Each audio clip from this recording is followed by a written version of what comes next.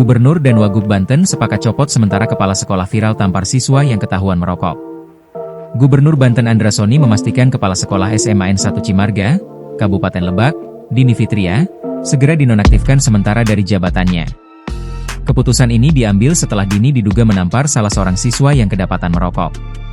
Persoalan ini pun tengah ramai dan viral di media sosial, pasca ratusan siswa di sekolah tersebut melakukan aksi mogok sekolah.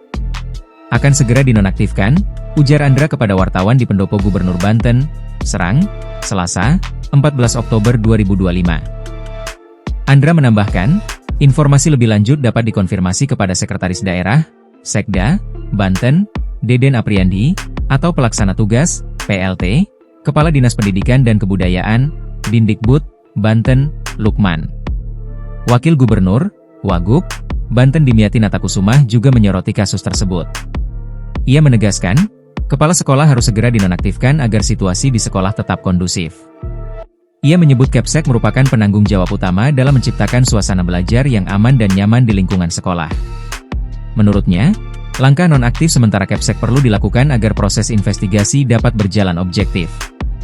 Ia menambahkan, meski penyebab insiden tersebut adalah siswa yang kedapatan merokok di lingkungan sekolah, sanksi terhadap kepala sekolah tetap perlu diberikan terlebih dahulu. Dimyati juga menegaskan Pemprov Banten akan menindaklanjuti hasil pemeriksaan internal.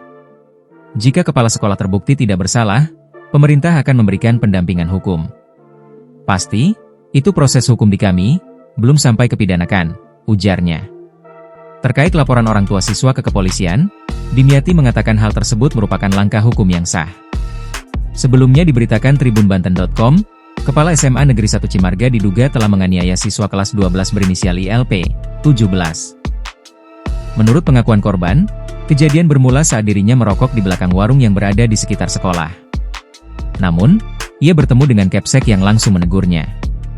Ia mengaku tidak hanya mengalami kekerasan fisik, tetapi juga mendapat makian dengan kata-kata kasar saat peristiwa itu terjadi. Sementara itu, Dini Fitria buka suara terkait dugaan kekerasan yang menyeret namanya. Dini juga mengakui, telah menampar siswanya tersebut, akan tetapi tidak begitu keras.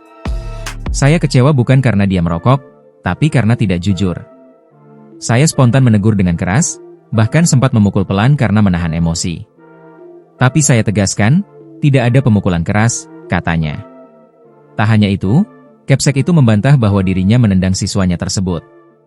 Menurut Dini, warung tempat kejadian tersebut memang sudah menjadi perhatian pihak sekolah, lantaran diduga kerap menjual rokok kepada siswa.